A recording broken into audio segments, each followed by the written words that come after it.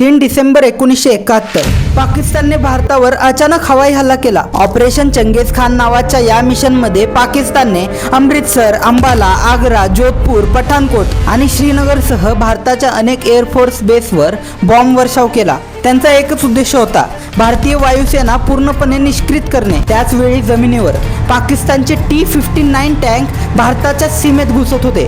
समुद्रात परिस्थिती आणखी धोकादायक होती। अमेरिकेने भारतावर दबाव आणण्यासाठी न्यूक्लिअर शस्त्रांनी सज्ज युद्धनौका पाठवली होती। हवा, जमीन आणि समुद्र तिन्ही बाजूंनी भारत गंभीर संकटात होता। पण इतिहास सांगतो, जे धर्म आणि न्यायासाठी उभे राहतात त्यांचे रक्षण स्वतः इतिहास करतो। 1971च्या युद्धात भारताने अशी रणनीती आखली की जग थक्क झाले। पाकिस्तानने भारताच्या INS विक्रांत विमानवाहू युद्धनौकेला नष्ट करण्यासाठी अमेरिकन सबमरीन PNS गाझी पाठवली, पण भारताला आधीच याची माहिती मिळाली होती। 3 डिसेंबरच्या रात्री भारतीय नौदलाच्या INS राजपूतने विशाखापट्टणम जवळ PNS गाझीवर हल्ला केला आणि काही क्षणांतच ती सबमरीन समुद्राच्या तळाशी गेली। यानंतर भारताने सुरू केले ऑपरेशन ट्रिडेंट। 4 डिसेंबर 1971च्या रात्री भारतीय नौदलाने कराची बंदरावर जबरदस्त मिसाईल हल्ला केला। पाकिस्तानची युद्धनौका, तेल साठे आणि लष्करी जहाजे काही मिनिटातच नष्ट झाली। हा हल्ला इतका प्रभावी होता की आजही 4 डिसेंबर भारतात नौदल दिन म्हणून साजरा केला जातो। दरम्यान पूर्व पाकिस्तानमध्ये भारतीय सेना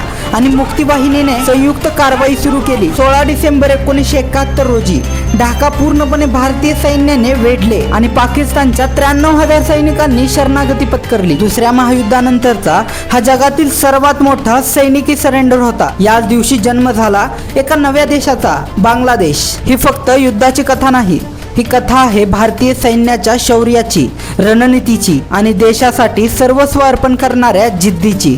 जय हिंद।